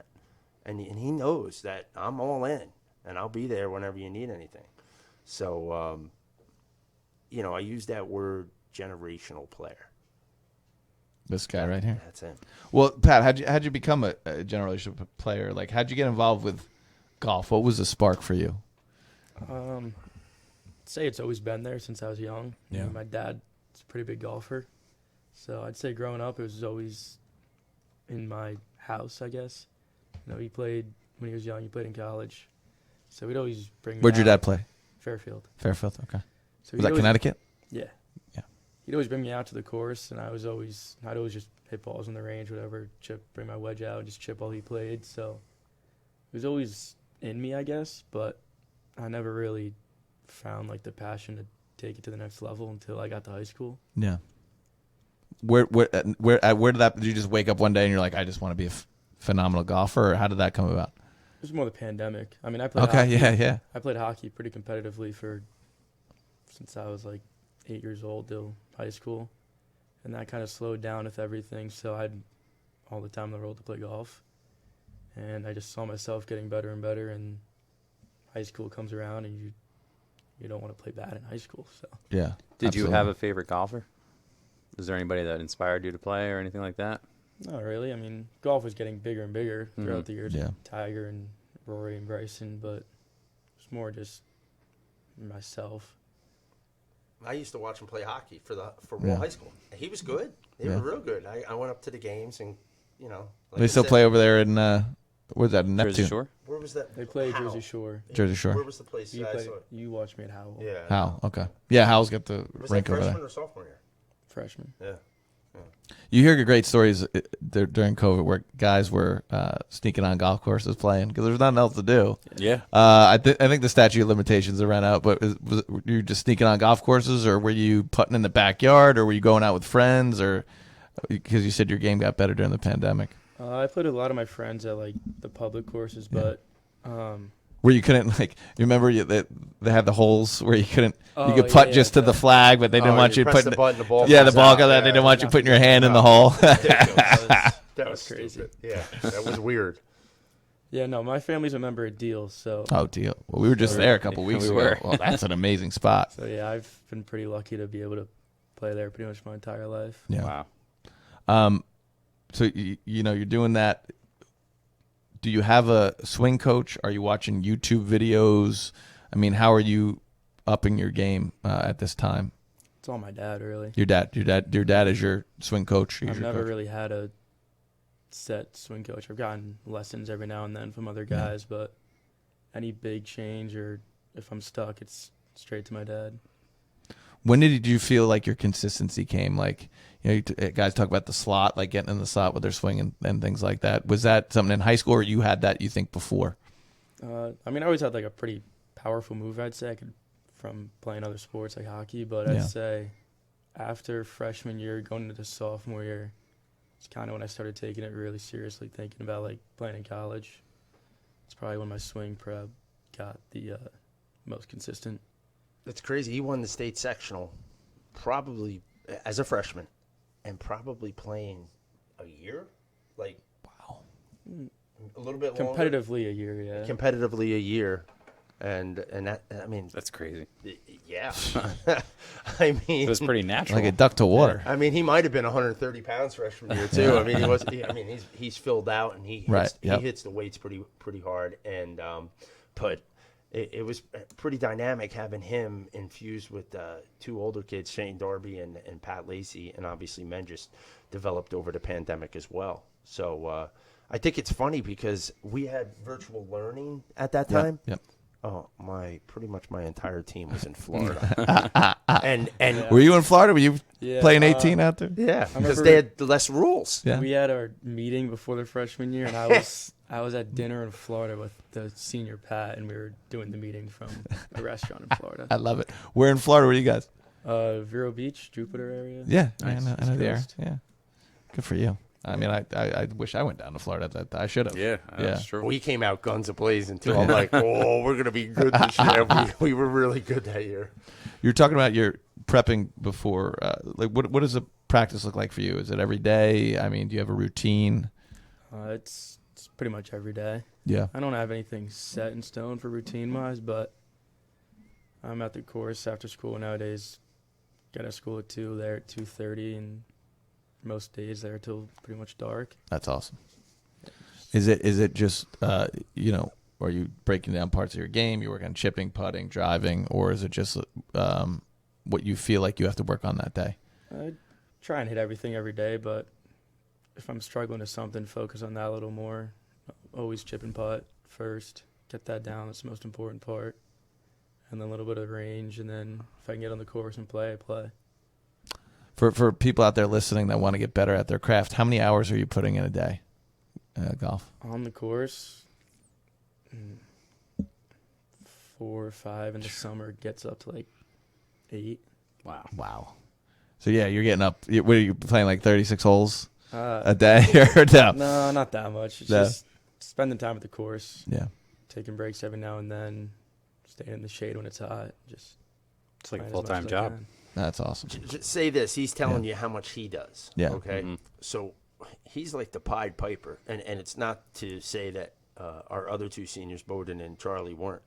But they all hung out together. And even Alex, even still today, they still hang out with Alex, even though he's at Monmouth. After matches or we were on those long bus rides, they're taking lanterns out and they're hitting balls, or they're in a simulator because they didn't like the way they swung. So, like, it's all of them. They're all OCD golfers. Like, as a coach, what do you, like, they're sending me videos in the middle. It's 10 o'clock at night. I'm like, holy, I'm half asleep. And I'm like, how great is this? I get to be their coach. Yeah. And I'm not doing anything. That's the winning component, though. Guys that are willing to do more, even when they win. And it sounds like these are the guys that are doing that. I can tell you this. I'll tell you a quick story. We won the Monmouth County tournament last year in 23. We're all sitting at the table. Everybody else is laughing. Everybody's happy. We were mad. We're angry. Or I don't know. And I'm like, everybody's looking at us. Why are you mad at? Because we didn't shoot well. We won. I wanted them to lighten up a little bit, but I was mad too. So we kind of all were like bummed, and people were looking at us like, what is going on with these guys? I said, we're on a mission. I think they wanted to break 300. It hasn't been done in a while. Yeah. We did it at the Shore Conference. Oh, wow. And we shot 300 or better. We shot 300 at one tournament in Bergen County, but this year we shot 298. We actually beat our score from last year, which I was like, whoa. Wow. So, yeah. Talked about before Chick-fil-A. That's after a win, or is that before a win? After. Okay, so then what's your pre-match rituals? What are you doing before your tea time? A lot of the bus rides this year being long, I slept. It's never great because we usually just get out of the bus and go right into the first tee. But are you guys allowed to warm up, or is it all? Yeah, you can warm up. Well, Yeah. it depends what course they Yeah. want to. If we're playing matches, sometimes they're like, get off the bus, you're tight, and our first 2 holes are bogeys for everybody. That happened by, I'm not going to say the team, but I put my foot on the ground. All right, coach, you're on the first tee. I'm like, what? But I can tell you what he does that's great for tournaments. He looks at every course we play, like, for tournaments. Yeah. And a lot of tournaments this year, we never played the course. He does a write-up for all 18 holes. Oh, that's awesome. And so Chase was nervous as can be. He would have, because we had our phones out, he would have the picture out and looking at the course that, like a synopsis of each hole, Pat had. Hit this, hit that, hit this, hit that. And Chase followed it like a recipe. And, that's how he learned how to play. I give a lot of credit to him, but I also, because he was the leader of it, but Bowden was just as addictive, and so was Charlie. Mm-hmm. And then they brought Chase in, and it was kind of a difficult dynamic in the beginning because Chase wasn't doing his job. Yeah. And he had 3 seniors looking at him like, let's go. And so, like, step your game up. Yeah, and then I had to bring one of the seniors during lunch. I had to bring him into the office and talk to him and rip him in half because I said, listen, you're thinking you and not us. Right. And that is not going to work. We're not going to get where we need to go. And I said, this is a life lesson, man. It has nothing to do with golf. You know, you have to put your own needs and what happens on the course ahead of what you want and for the guys. And I've seen it where they don't see me watching them, but I'm seeing them in a difficult situation. And a lot of teams, you'll see players try to hit it through 80 trees and stuff. My guys chip it right out. Yeah. Next hole. You know, make the bogey, make a par. Right. And sometimes Play when you play very smart. And we always talk about it. If you're in position C or D, you know, you have to accept par or bogey. That's it. And if you stay disciplined like that, at the end of the day, you never know. It could be by one stroke. We won that title by one stroke. The bogey at that point is better than a double bogey when you're hitting it through the trees. Correct. Yeah. He learned that freshman year, but but that was won by a stroke, and his freshman year we won by one stroke. In both instances, we were down by 4 and 5 strokes with 2 holes left, and it turned over. That's like fast. I know Cody's not a golf guy. That's like insurmountable. You're down 4 or 5. We were done. Strikes. Like that's he was like that's like 4 or 5 goals in the third period with like 5 minutes left. In a hockey match. It's not happening. Yeah. It's done. Wow. Yeah. So you're doing your homework on these courses, and then so you know your I know you know your yardage, and you're going. So you're looking at these holes, and you're saying, all right, I'm hitting. What are you hitting? 300 off the tee these days, or more, higher? I don't know. Yeah, a lot more. What do you got, Pat? Don't be humble. Go ahead, tell us. It depends on the course. I mean, I get out like if it's firm and fast, like 315, 320. Sheesh. Easy. Listen, I got cash. Well, set me up for these lessons. Help me out. I just want to consistently break 100. So you know your yardage. So you're just doing your homework there, and you're like, all right, you know, I'm going to hit 320 here, and then I'm going to take out an iron. I'm going to right. I mean, is that what you're doing? And you're just writing that down? It's more just. It's not. It's less for me, more for the other guys on the team. I know how to get myself around a course pretty well. Mm-hmm. Like a lot of it is more for like Chase and the other kids who didn't know the course. Right. And you know what club they're gonna. You know their yardage, so you know what club. That's great. That's awesome. That's leadership right there. Trying to keep them in position. Listen, for 2.5 months, we're not apart like at all. Yeah. At least you know on the weekends I am, but they're together all weekend. They're. I'm trying to tell you, like, this is a devoted group of boys.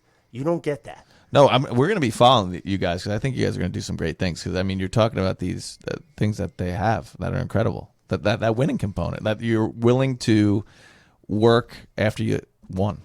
I mean, all the great stories out there. Tom Brady. I mean, It's dedication. It's the dedication. Mm-hmm. All the guys that win the rings are the guys that are just not satisfied, and it sounds like that's your team.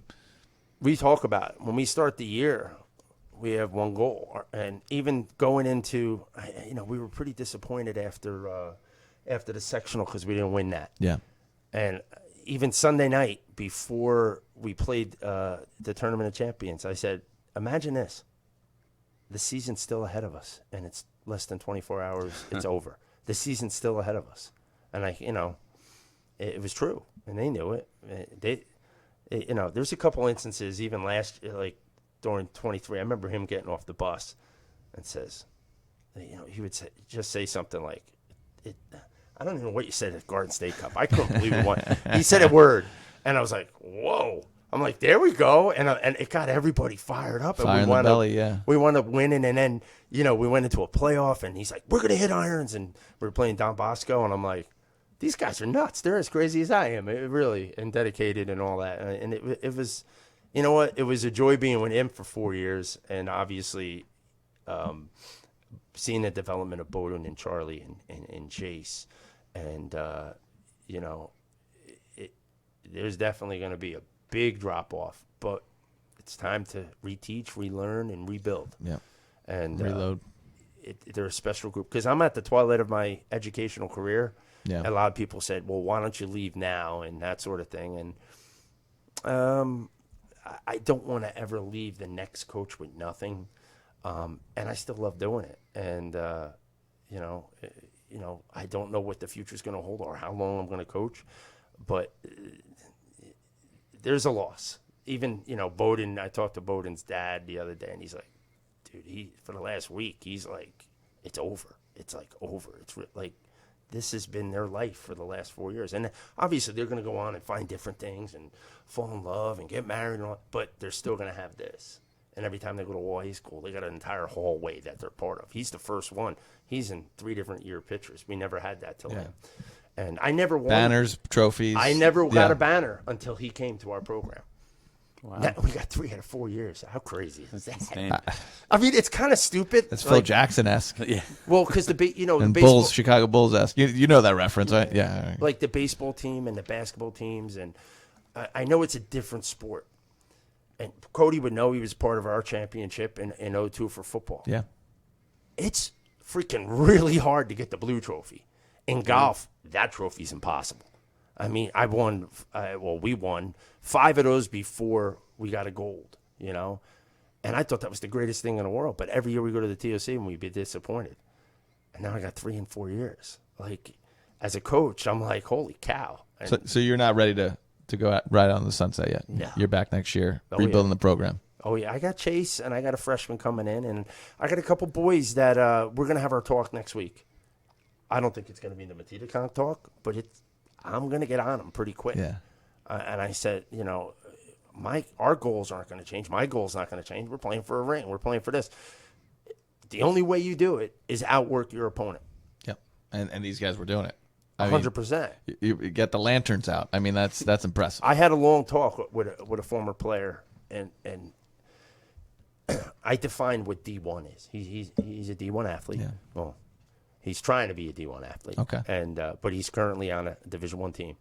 And I said, what encapsulates Division I is every minute of the day. When you wake up, when you go to class, when you go in the weight room, when you go practice with a purpose, when you go and play, when you talk to a person, everything's Division I. What does that mean? What does that entail? It means you're great at everything you do, or you do the best you can at everything you can do that day, all out. You have to, because Division I only lasts 4 years or 5 in some cases. It's 1% of all high school players are Division I. It's even less than that. Yeah. I mean, I think it's 0.5%. I was fortunate enough to do it. Obviously, it wasn't because I was a great athlete or anything. I was tall and I can run, and they made me a good football player. I was not a good football player in high school. I was okay, but in college, it's Division I. Everything you do when you wake up, it's D1. He already has that. Yeah. He already has that in him. He's going to Oh, yeah. find out next year. Obviously, he's going to run into some awesome programs, and even guys who are already there that he actually played against in college, because they're a couple years older. They've already evolved into that. Some are slower than others. That evolution isn't always happening right away, and then it clicks. Tom Brady would be great example of that. Mm-hmm. And when it clicks, it's pretty cool. He hasn't hit his plateau. He's not even near it. He's still immature on a golf course. And you're going to Monmouth next year, right? Yeah, Monmouth. Monmouth. Yeah. So what do you have you started sifting through your thoughts there on that, and what you expect, or what's going through your mindset on that? Yeah, I mean, I know it's a pretty smaller team, but I know all the guys on the team. I've played with all of them before. I've played against some in high school a couple years ago. One of the players was Alex Mangus. He was on my team last year, so that'll be fun. I know the coach very well. I've known the coach for a couple of years now. He got the job last year, so we're pretty close. And where's your home course for Monmouth? It is Deal. It's look at that. And Andrew's a great guy. He's young. He's 27. He's energetic. He's a great swing instructor, and he's going to do a really good job there. He's pretty fired up. Just talking to him. So I'm excited for Pat. Now, can we watch college? Are we allowed to go to college matches? I think anyone's allowed in college. All right, maybe we should just set up for that. Maybe we just live stream. And it just right? What is it? Spring season? No, fall season? It's both. Oh, in college. fall golf. There you go. I love it. Come to the Wall Invitational next year. We'll feed Yeah, you too. we would love to go to that too. And I'll set you up Absolutely. at Jumping Brook, and you can look. You'll be able to see most of the play all day. I play Jumper Brook. I like Jumper Brook. Yeah. It's cold in March, man. I would bring my deer hunting outfit and then cold set in it May. up. My kids look like stormtroopers because they had like these masks that went over here and they were white. Like that one right over there. Yeah, there you go. The stormtrooper. It was really close to that, man. It was cold, man. I didn't go outside. I drove around for a couple minutes. I'm like, I'm going back inside. It's too cold. But yeah, this is crazy that it's over. But you know, it's what a great run he had, and what a great career he had. Obviously, I sent you the individual and the team accomplishments. Yeah. Actually, I have it right here while I'm asking this question. I'm going to pull it up. Pat, what's your fondest memory? This is your senior year of being on the golf course with this team, state championship team. This year or like any of the years? It doesn't matter. This year, or if you want to think of another year, that's totally fine too. I'm sure you got plenty to pick from. The ride home after the Garden State Cup win last year was probably one of the best bus rides of my life. Yeah. Yeah, we You guys putting music on that at that point? No music, huh? Just talking chatting, golf, just chatting man. golf. there's no shortage of conversations ever on the bus. I love it. Oh, So phones are away. You guys aren't Phones even. are away. I love it. That's even better. Yeah, you never forget those. You bus guys are rides, man. champions. That was. I mean, the post I made of us on the green after we won the playoff, and we're like, Garden State Cup's, and I'm yelling. Coach is like, dude, your team is a total reflection upon you.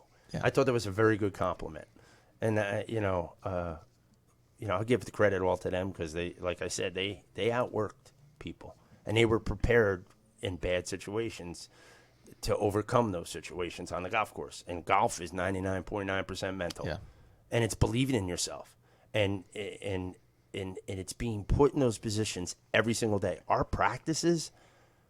Because I'm practicing with them, man, the junk talking is another word. Practices this year to start the year where we did like live scoring practices so everyone knows what everyone's at. It was probably more competitive than most of the tournaments we played. Yeah. But you hear that, Kobe Bryant and Michael Jordan, they used to ratchet up practice because when you got to the game was nothing compared to practice. That's what we did. And here's the proof that worked. Most of our matches last year against other teams, we'd have our own matches like between us, like 2v2s. So we'd beat a team by like 50, but we'd still be focused on every putt because we don't know what the other guys at. The opposing coach goes, you do know those kids are playing against another team. I go, they don't. They're playing against each other. And if I hit like a long drive or something, I'll be making a fist. I'll be like, I'm a senior player. I outdrove you. I'm 2 under. You're losing to a senior player. How can you do? I didn't lose to him. I mean, I didn't beat him. No. But I would, if I was beating somebody, I would be relentless. I really would. He has a scorecard on his bulletin board in his classroom from freshman year when he beat me for the first time. Oh, wow. First and only, or I haven't beaten him in a while. Yeah, it's probably the first one. You might have to sign that for him. Might be worth something. Well, I should have started the show off with this, but listen to Pat's resume here, and I'm cheating myself here. I need to get glasses at some point. Three-time first team All-State, 4-time first team All-Shore, 4-time Jersey Shore Challenge Cup selection, 2-time Central South Jersey sectional individual champion. Wow. 1-time Monmouth County champion, 1-time FDU Invitational individual champion, 2-time Wall Invitational champion. Team accomplishments during his tenure: 72-5 match record. What's the winning percentage on it? That's insane. Can we get do you know it? I think we looked it up the other day. It was like 93.4 or something like that. Against ice cold, baby. And we play real Jersey teams. Jersey golf's no joke. There's some good. No, golf. we're playing Del Barton and teams like that. Yeah, oh yeah, you got guys that are 4 of our recruiting 5 out there. losses were private schools. Oh yeah, we play all the privates. You got the guys that were recruiting were some of the losses you're saying. They don't recruit. They just it's the element in which they brought in that they know kids specifically are going to Del Barton to play golf or going to Don Bosco to play golf or football or a specific sport. That's St. Joe's Montville. I mean, they're powerhouses. These teams. I mean, and we're a public school. Little Wall. Yeah. That's it, man. Good old Wall, baby. Wall Knights. 4-time. I'm still going here. 4-time B North Division champs. 2021. New Jersey State Sectional champions, New Jersey State Overall Group 2 champions, 2022 Wall Invitational champions, and then we get to 2023 Garden State Cup champions, Monmouth County champions, Shore Conference champions, State Sectional champions, State Overall Group 2 champions, 2024 Monmouth County champions, State Overall Group 2 champions. Wow. my God. That's impressive. We can I get an autograph after? Well, I have to show you a picture I took at lunch. They wanted to have all the trophies, and it's pretty an amazing picture of the seniors. And actually, I have to put it like this, and there it is. All the hardware. Hardware, baby. That's what it's all It's about. all about right the there. hardware. That's a great Hashtag that's wall Charlie hardware. Bowden and You Pat. got to recreate that with the rings, though. Yeah. He's in charge of that. The 3 seniors will design their last ring. That's There you awesome. go. That's But cool. we're gonna have 3 of them. I have the 2 of them in my car. I was gonna wear them, but I was like, I bring the trophy in. But they're pretty cool, and they're getting better. I don't know what he's gonna. I know the side of it's gonna have like 3 cups. Last year it was Yes. 2, Yeah. and they were in gold. Oh, now cool. we're gonna have 3. It's gonna be look like the Patriots ring, man. Yeah, that's what I was It's a thinking. when you dynasty. said that. Yeah. It is a dynasty. It is a dynasty. 3 out of 4 Yeah. is considered a dynasty. Absolutely. But it's pretty humbling. You know, it's cool. I'm excited that I got an opportunity to coach somebody like him, Yeah. and be part of his life for the last 4 years. And God, man, I'm gonna miss him. I'm gonna miss all 3 of those kids, and even Jake Patillo. I mean, his first year coming out playing this year. I mean, amazing job. Good for him. That's great. And a senior. And he played golf. He dabbled in it. But he found out real quick that having fun over at match Spring plays. Meadow and then playing in matches in terms of, excuse me, man, this stuff is tough. It's hard. Like he would tell me at lunch. It was pretty, but hey, he did really well. You know, it's pretty amazing. I'm pretty proud of him. You guys are a dynasty. My last question before we get to Smithfire. You got to have nicknames. There you go. What are the nicknames for you guys? I mean, I made one up the other day. He I was loved hoping it. I was hoping his last name was like Cena. It was like a John Cena theme, but it's Senna. Who But did I make a nickname for? We called Chase Bobcat because of the divots he was making on. Oh yeah, dude, they're big. We tore up the 4 of Roycebrook range before our state title, the TOC, and I felt really bad because that was the members range. A friend of mine is the club head pro there. I'm like, we really tore up your range. I'm sorry. We were there for like an hour and a half. I mean, divots were like feet long. moon craters. Yeah. They were bad. Yeah, you never want to play with me. So, all right, go with your. I love his rapid fire question. Well, this It's so good. this is actually going to be for Pat, but you could definitely jump in. I'm since not- we got no, that I'm gonna let him. But no, we want to get you jump in too. But Pat, you're on the Smithfire seat here. So, Pat, you're actually our first student athlete, which you never forget your first, right? Nope, never forget you first. So, what's Wall High School like these days? We've been out for 20 years. I just spit water out. It's, What are the kids up to these days? Are they vaping? That's a good We want to know if they're vaping. Tell us if they're vaping, Pat. it's definitely a little more calm than it's That was been in so the last funny. couple of years. Nice. I've had our fair share of drama my first couple years of high school, but No food fights in the cafeteria or anything no like that? food. No, Fights. no food. Yeah, we used to have food fights. That's how they put the cameras in. Yes. Because the food fights in 02 or 03. Yeah. There was I've seen all those YouTube videos. Yeah, of it. there was a Oh, they got YouTube videos of us doing that? Okay, cool. That was bad. that was like bad. Yeah, the food fights. yeah, You the one a remember couple those? years ago was real bad. But yeah, it's classes are a lot smaller now. I have a pretty small graduating class compared to when Yeah, how many kids are in your graduating class? I was like we were 280. I was like 302. 218. Oh yeah, you're down. wow. You're down a Yeah, bit. that's Yeah. Definitely small. down. Okay. So it's a smaller class. So the hallways are not as crowded as they used to be. not as bad. Yeah, no. not bad. Pretty easy to get around, but it's just a little more quiet. I don't know. There's nothing wrong with that. What speaking of quiet, what kind of music do you listen to? Yeah, so John listening on the bus. What do the kids listen to these days? I listen to country music. Yes. Who you got? Who's your favorite country guys? I listen to mainly like Zach Bryan and Charles Wesley Godwin. Oh, I haven't heard of him. He's good. Yeah, he's pretty good. What about Chris Stapleton? Yeah, all around it. Yeah. My whole family pretty much listens to it. So Chesney? You like Kenny Chesney? All right. Good. Luke Zach Brown? Zach Brown Band, Luke Combs, Eric Church. Oh, Luke Combs is great, right? Yeah. Eric Church with Springsteen. Do you listen to country? I'm too? not a country You're guy, not no. well, No. we're gonna make you a country. I wasn't a country guy till I'd say about 15 years ago. Yeah. Started fishing out on the boat. Listen to some. There's nothing like listening to country out on a boat. Catching fish. Yeah, you're like. I'm not Yeah. a country. I think I'm the only one on the team that is. Yeah. Anytime there is music, it's usually like Bo playing like rap music or something. You know what he's listening to? What's the big rappers these days? King Von. Yeah, I don't listen to it that much. I don't listen. And you're to the that heavy either. metal. You're Yeah, Motley he Crue, right? plays. I play there. They're like, what is this ski? I said, it's something with words, dude. 70s and 80s, yeah. Oh man, I love Motley Crue. And they're like, what is this? I go, it's my workout music. It's good stuff. Gets me fired up. Pat, what do teenagers do today now for fun? Are you a They gamer or vape. anything? According to Tom Collins, they Oh, vape. yeah. Dr. Tom was like, they got flavors. I'm like, whoa, this guy he's Love you, legit. Tom.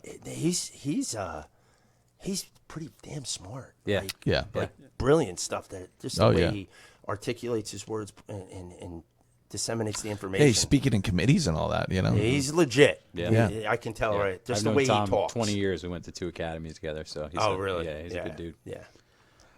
I mean, I think we have our fair share of fun in high school, and I have a pretty good friend group. So most of the weekends, it's going out having fun, Nice.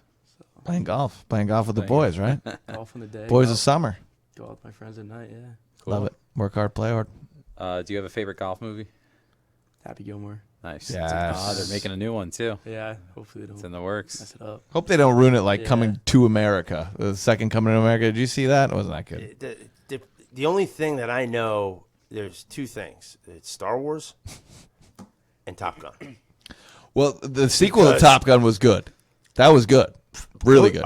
Really? It's phenomenal. yeah. It's fantastic. You gotta understand, when Top Gun came out, I was in 8th grade in 1986. So when the second one came out, the pandemic halted it, and Right. then I've probably watched that thing 17 times. Yeah. No, it was amazing. And They did a great job with that one. It's great because we were doing the quotes of the second one when I went up to the spring game up at UMass. All my guys, we just fall right into place, and we started doing Top Gun stuff, and then we started doing the Goose stuff, That's right. Iceman. I am dangerous. Yeah. He's like with the teeth. I don't know if I told you this last night, but I had a group of students. I had a class of all girls that were fantastic. Like all of them got exempt from the final, so we had like 3 days left to kill. And I'm like, all right, I had Top Gun 2 on Amazon, so I put it on, and they were like, "What's this?" And then by the end, they're like, "Can we watch that again?" It's good. It's a good movie. I know we touched on it earlier. Growing up, did you have a favorite golfer? Do you have one now? So I probably like to watch Rory the most. Yeah. You think he's gonna win some majors now that he's getting divorced? I think he'll win one. I have a friend who said, I don't know if you guys ever heard that. You guys are around the golf courses more than I am. That when pro golfers get married, it's like It gets worse. So you have heard this. This is not something that my friend just made up at a happy hour. Yeah. Same with work. I have friends over at Deal. He got a job last summer. Yeah. Golf game's gone down the drain. Whoa. Wow. Okay. Well, Rory's going to be back and winning majors. I like Rory, so I hope he's back to winning majors. I think he gets a couple more. Yeah. Do you have a favorite golf story? Personally, I don't know. It's just Just winning all the hardware? all the time in high school. I have to jump in on this. Go ahead. Oh my God. 2 of them. His first tournament in high school, he shot an 87. Oh yeah. It was just off of it's COVID, so we had like these things in team pods. So every team, I had like 18 teams. Every team had a hole, but you played as a 5-some with your team. So he's with Pat Lacey and Menges and Shane Darby, and I can hear them cracking up the entire tournament. And I'm like, we have no chance to win this thing. And that's all they're doing. But that day they came together. Yeah. You know. Yeah. And I think it was snowing. It was raining. It was freezing. The it was March windy. golf? March? Oh, it Yeah. was brutal. It was like March 3rd. That was so early. So that was a pretty cool golf moment that the team played. And then obviously restrictions leveled off, and we were the first allowed back to have state tournaments, the spring sports of 2021. Yeah. So when we got when we got to Twisted Dune that year, I didn't know what to expect. I knew we were pretty good. I don't think we won the tournament. No, nothing. But we were always like second or third in the short conference. We're on the precipice to be pretty good. So he comes running over to me, and I do this voice, and I know he gets mad at me because he was little. He's like, hey, Ski, guess what? I think I won. And he goes, I didn't talk like that. We've all been there, Pat. But I mean, he was like this little kid, and on that team, we had 6'2", 6'3", 6'4", and me being 6'4", and he's like down here, and he's the one that won the damn tournament as a freshman. I'm like, damn, That had to feel pretty good. Yeah, that was probably it. that was pretty cool. Like that was your arrival. That was your moment. You're like, I have arrived. Yeah. And I think the other, it encapsulates him, and just his leadership and his drive for the team success, not his own. He sees me at the Monmouth County this year, and I don't look at the score. I found out I have too much. I can't. Yeah. I have to concentrate on what I'm doing. I don't even care. I really don't. And when it's over, I'll deal with it. And I like the surprise. It's like Christmas when you come in and open your presents. He comes up to me. I mean, he high-fives me so hard. And it wasn't even about him. Chase holed out on the hardest hole at Charleston Spring. And he's like, yeah, boy. Boom, Chase just got an eagle on the par 4. That's what I'm talking about. I'm like, holy cow, he's fired up. Wait, I was in your group. I was your monitor. Yeah, I was monitoring him in the group. That's when he told me. Because I wasn't looking at the scores. I'm like, are you serious? He's like, yeah. I go, all right. Well, I said, we might win this thing, man. So that was a pretty cool moment from like his captaincy kind of thing. Yeah. You know. That's all great stuff. Pat, what's your favorite course to play? Deal. I like playing with Conk and probably Hollywood. Hollywood. Nice. What's the yardage of Deal? Do you know off the top of your head? It's like 6,300. It's not long on the scorecard, Yeah. but it plays a lot longer just because of you can't hit driver everywhere. Right. Because it's tight. Yeah, tight. It's old, and one of the older short courses. Yeah. You're in the rough. You're not seeing your ball. And that's like, is this even a term? Like, it's kind of like switchback. You're kind of going, each hole is like Parallel. parallel. You Yeah, like Yeah. parallel. mean? There's some of that. Yeah. Not a big property. It's all right on top of each other. Do you have any plans for summer after graduation? Ball in. Golf. Yeah, I Golf, love it. Golf, Just golf. And, eat, sleep, and drink, right? Yeah. What is your perfect day? That's a good question. Say waking up early, playing golf. I like playing golf early in the morning. Nice. Yeah. Probably play early, go to the beach or the pool or hang out with my friends, and then go and play another like, Twilight 9. See, or that, I 18. mean, that's just a winning Yeah. attitude. Like, I'm going to play in the morning, take a little break, and I'm going to do it all over again. Double sessions, baby.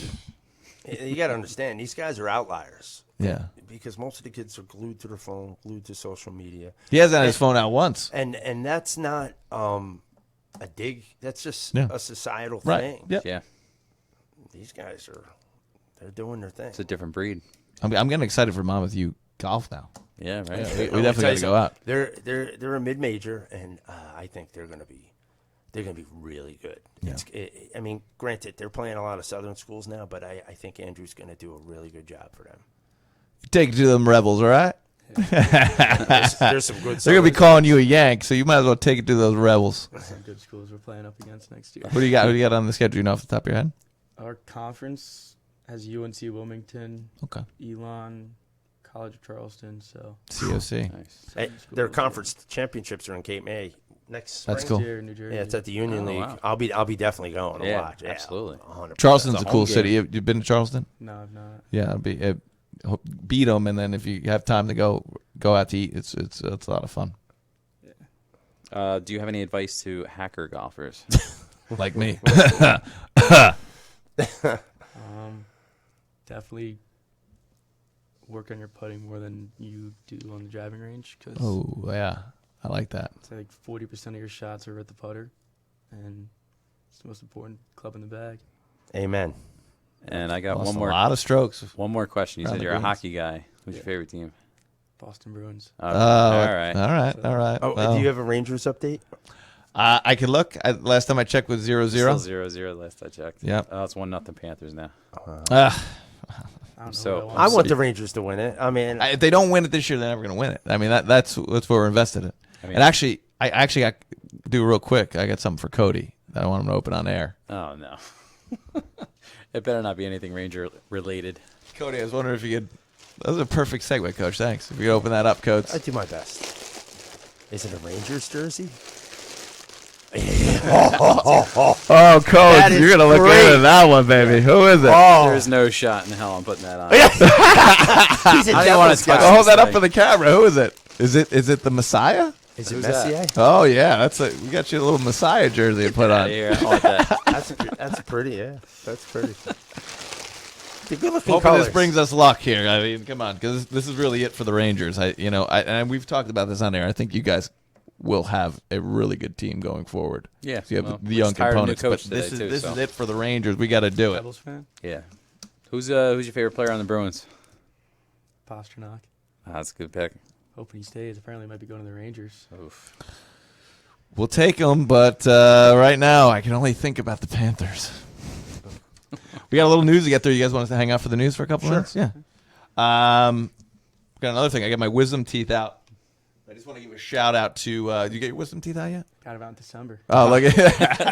I'm 39 years old getting my wisdom teeth out. Did you go to I Coastal? did. Yeah, they give you the shirt. I don't think I got a shirt. Well, you can have this if you want it. You rock this at the beach. So I got to give a shout out to Coastal Oral Surgery. They were fantastic. I was in and out in 20 minutes. They put me under. Dr. Winston, hands of an angel. I don't really feel too much pain. I've only been doing ibuprofen. That's pretty good. You know, I had my Jello, and now I'm eating like regular food. So shout out to Coastal. Thank you so much. Cody and I are wearing the superhero sprint shirts for Love Parker. Go ahead, Cody. What was your thoughts on that? Yeah, so it was a great event. Lindsay's watching. She said she loves the shirts. Thanks, All Lindsay. my We had a kid- great time. Yeah, all my kids enjoyed it. Again, it's for a great cause. All the money that they raise goes to kids with childhood trauma and to get them involved in sports and music. Do things Golf that, clubs, yeah, hockey Exactly. sticks. Yeah. And it was great turnout. yeah. The weather was great. It was. They had the jugglers there. I mean, it was just a great Jugglers event. are juggling. That was wild. They were Yeah. running. I was- can't even run, and they're It was juggling impressive. out there And they were dressed like dressed up. Thor. Superhero. Captain Spider-Man. America was there. Spider-Man. Lindsay did a fantastic job. Vendors were there too. Silton Swim School was there. Yes. Brian Mulholland was there. Well, plugging- AYF, and he had a Shank Strong shirt on. So got to ask him where to get that to support the cause. So, yeah, he was wearing that. So yeah, great job with Love Parker, and can't wait to do it next year. Absolutely. We could save the other news for later, but Wall GOP meeting, local 400, May 28th, 7 p.m. So anybody wants to come out, see what's going on in the town. Usually they have coffee and munchkins. It's always a good There. time. It's always a good time. They haven't had the meeting in a couple months, but they're going to do that. Officer Malone is doing Memorial Day service Monday for all the fallen and all those who served at 10 a.m. at the Rockefeller statue. I'm definitely going to go to that. Yes. Check it out. Say what's up to him. Maybe we'll get a post for him. Everything else, I think we could wait till next week. What do you think? Yeah, sounds good. Shout out next week. We have Chocolate Carousel coming on.